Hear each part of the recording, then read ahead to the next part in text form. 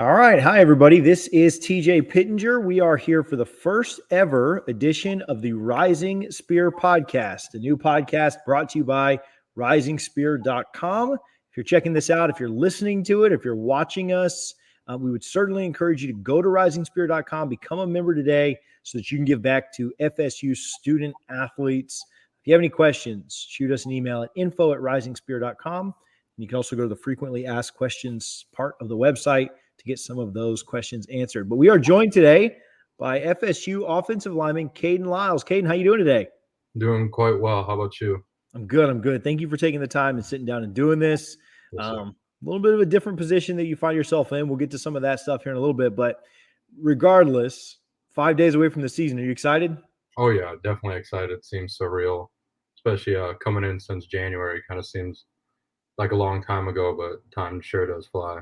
Yeah, no doubt. We want to get to some of the stuff that you have going on, a little bit about your journey here, but I want to start with I'll lob you a couple softballs, right? I know you're a football guy, but tell something interesting about you. The average fan just may or may not know. I know you're newer to Tallahassee, but tell something kind of off the wall or fun, or you go any way you want. I think a lot of people don't know I cut my own hair as well as I cut hair in general. So story kind of goes, my dad's been cutting my hair since I was ever able to get cuts, and so rarely stepped foot into a barbershop. And freshman year of high school, I kind of knew that I could save money for myself, so I tried to learn how to do it, and so practice on some kids in high school, and then kind of got pretty good at it. So everywhere I went, I has been cutting my teammates and whatnot and stuff, and gotten to a point where now I could cut my own hair and everything. So that's one of those fun things. That's pretty cool. Speaking of hair, you've got a killer beard. If you guys are listening to this, I really do pity you. Like, you should go find the version on YouTube or Twitter or wherever. Who has the next best beard? Like, you have the best beard on the team. You go back and forth with Dylan on that, or like you guys argue. Like, who's next? Dylan definitely, I would say, has a pretty strong beard. His is nice, long, thick. But yeah, he definitely takes care of it. He uses different beard oils and stuff. I don't. So, but yeah, he got a little competition with that. I've seen him like looking for like NIL deals with his like beard stuff, like trying to get like different beard oils and stuff like that. So it's pretty crazy. So, okay, another softball, and then we'll get kind of into some meat of this. But do you have a favorite local place to eat in Tallahassee? Like, I'm a food guy, and you're an offensive lineman, so like I figure you got to be a food guy too. Yeah. My favorite spot is Ted's Montana Grill, actually. Oh, yes. Yeah. Yes. I love bison, and they got bison steaks, burgers, and stuff. So I love that stuff. Yeah, I've only been once, but I got a bison ribeye or something there the last time I was there. It's fantastic. So a lot more lean than cow. So I like it. I like Ted's. Yeah, way up by the interstate. So, okay, here's something I found interesting. We'll jump into this. You started your career at defensive end. You hear about guys flipping positions, but it's not like super common in sports. But like, how do you end up from defensive end over to center? Like, talk us through that transition, and how crazy was that? Yeah. So yeah, that was a pretty interesting story. So I went to Wisconsin as an offensive lineman, got recruited as an offensive lineman, signed as an offensive lineman, and then I got redshirted, and that's a pretty typical route as a offensive lineman. So, yeah, I got redshirted and went through that whole route, trying to learn the scheme and everything, and then I early enrolled, so I already went through a spring ball, fall camp, and season, and then went through another spring ball and summer conditioning. Then about 2 weeks before camp started, we had a little too many injuries on D-line, and so I got brought up to the offices, and they asked me if I could play D-line, and I said whatever works for the team. And so learned the playbook in 2 weeks, had fall camp to learn how to play, and then yeah, went out on the field and then was a 320-pound. Yeah. So it was fun, but it was definitely a lot of experiences that I got out of it. Do you like, obviously you came back to the offensive side. Do you like being on the offensive side, scoring the ball? Do you like stopping, hitting people on the other side? What do you like better? I definitely love O-line way better.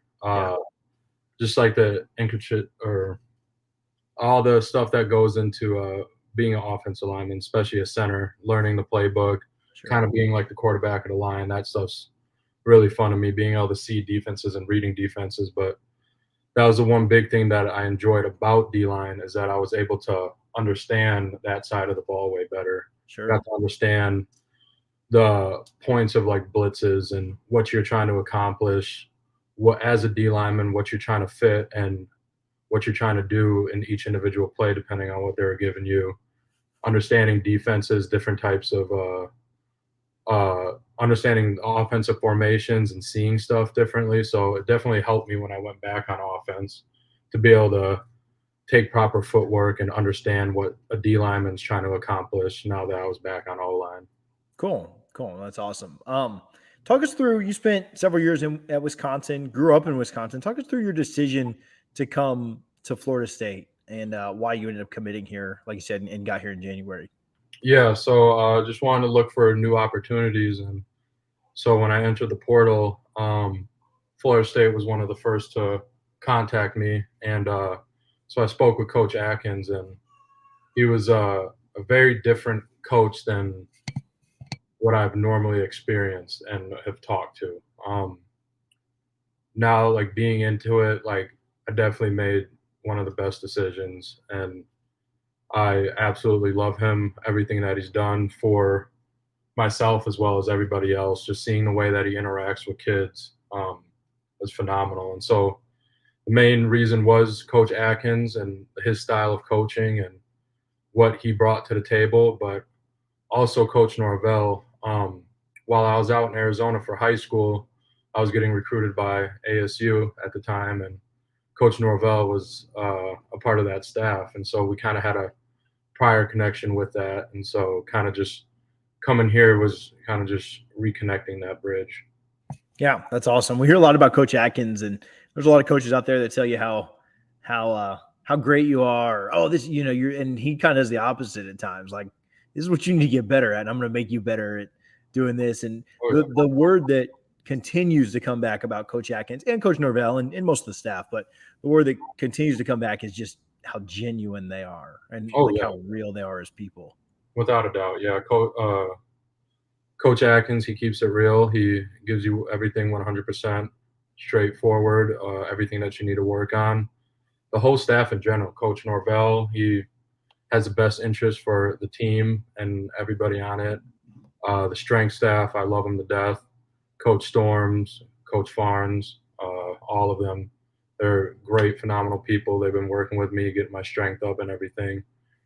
Seeing very high improvements in short periods of times. And so, and then the rest of the coaching staff, like I could go up to the office and talk to every single one of them. They definitely genuinely care about each player, even all the way to um, the athletic trainers and the Yeah. academic services. Everybody in that facility is phenomenal.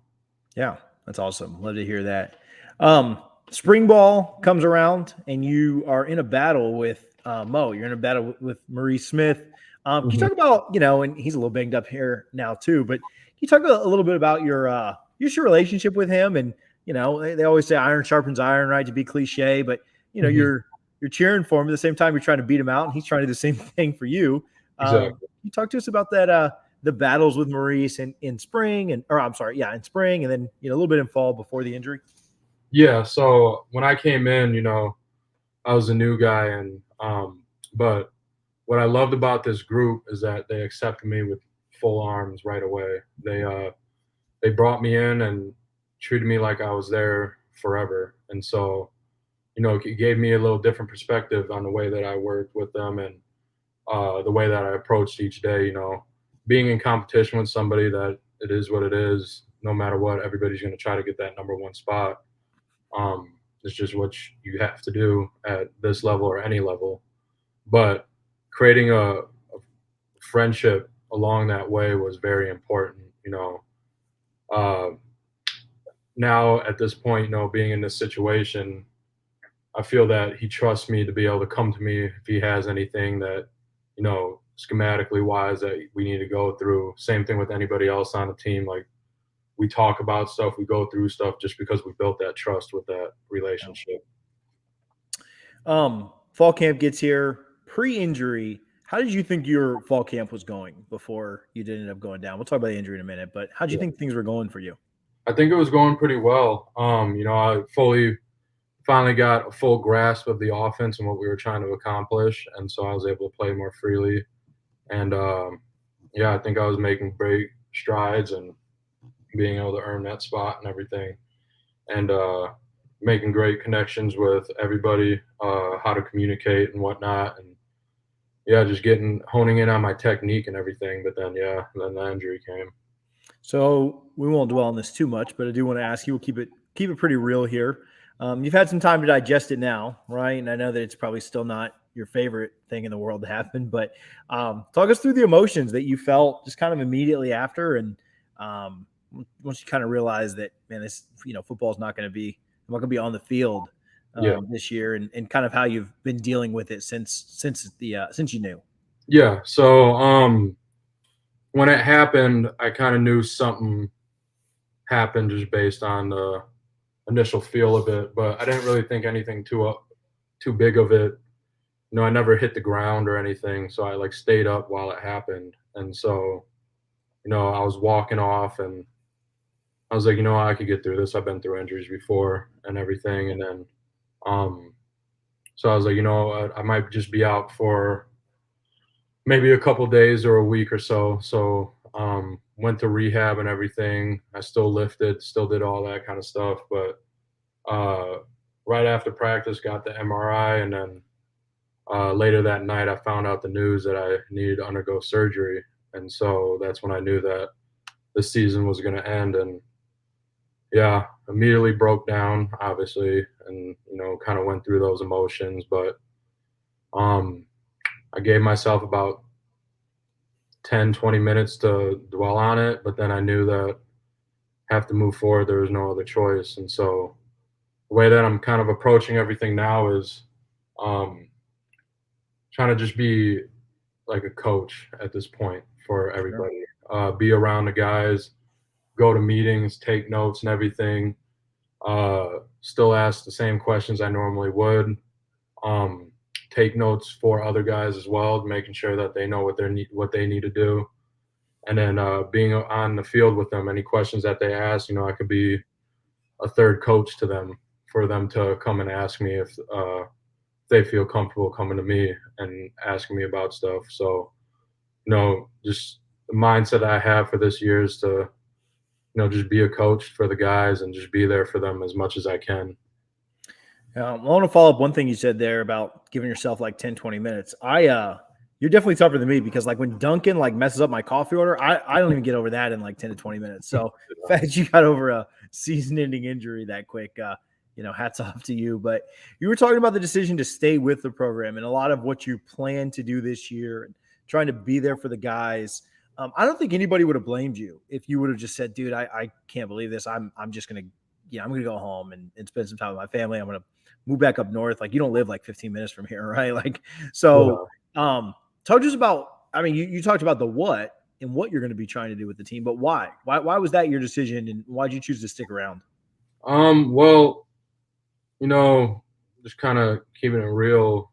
I've been in college for a minute now, and so when I kind of had one of these realizations a while ago, even like before the injury, and all seniors say it and stuff, like time flies, all that kind of stuff. But I was looking at a couple of freshmen like Julian and Kanaya and Sap and all of them, and like I'll look at them and I'll be like, man, like if I just could just go back and switch places right now, like I would. Like I would just love to just like redo this whole process again and just feel everything that I went through, the ups, the downs, and everything, like just because it was so much fun. And so when the injury came, I was like, I need to be there for them. I can't go away and dwell on it. Going home was never like an option for that, or being away from the team was never an option for me. So, I just wanted to be able to give the experiences that I've learned throughout the years and the places that I've been, and just be able to hand those things down to the younger guys and or anybody that's seeking that kind of help. Just, I got knowledge that I can give to people, and I don't know why not to be able to give it to them. Yeah, no doubt.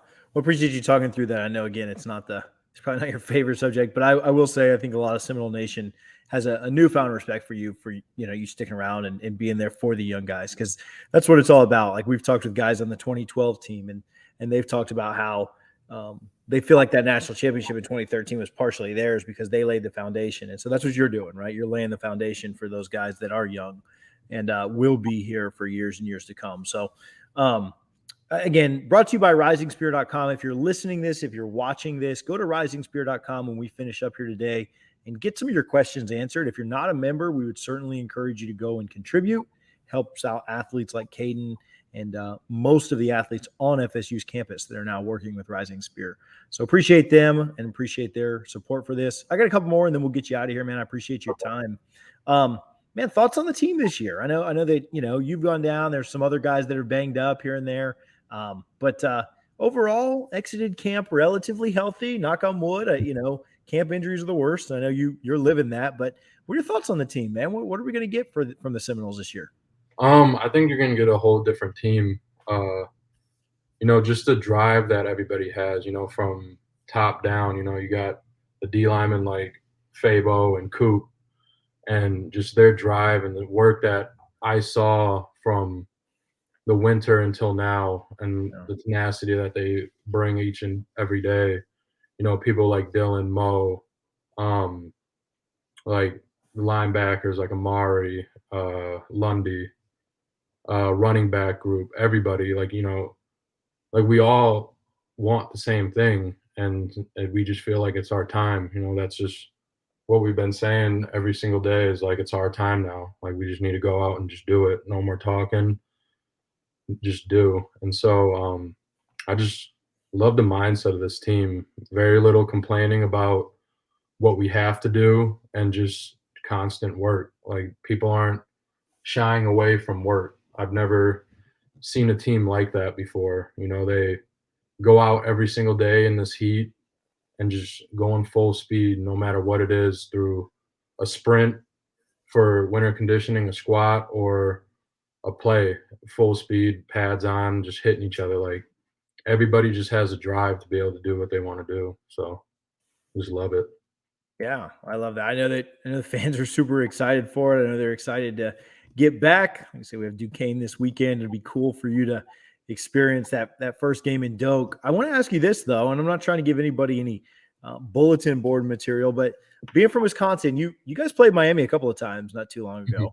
I don't know if you're so familiar with the big three rivalries that everybody gets really, really ate up into. Is there a team? You're not on the field, right? So maybe nobody will be pinning this, but is there one of those two rivals, or maybe there's another game on the schedule like LSU or something? Is there a game you're really looking forward to being at this year and really just kind of have pinned like that's one that I'm excited for? I'm excited for the LSU one, to be completely honest. That one's earlier on, and never looking past an opponent. We need to handle our business this week with Duquesne.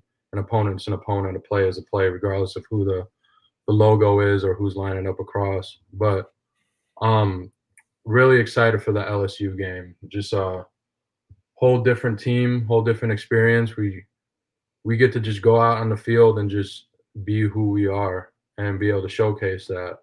And so it'll be a true test to all the work that we put in.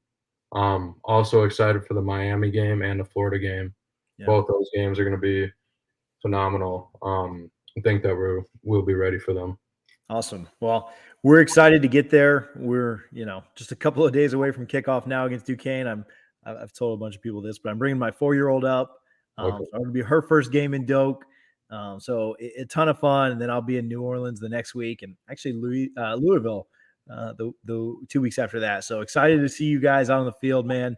Kayden, thank you so much for taking some time and chatting with us tonight. Again, we wish you all the best in recovery and health, and appreciate you sticking around with FSU, and we wish you the best of luck going forward in the future. Yes, sir. Thank you very much. Yeah, my pleasure. Again, guys, brought to you by Rising Spear. You can go to risingspear.com and become a member today. If you have any questions, if you have any thoughts, if you want to get any clarity on anything, go to the frequently asked questions. You can also submit the get info or the contact us link there on the main page. Kayden, again, we appreciate you. Can't wait to see the team, and let's go Noles. Yes, sir.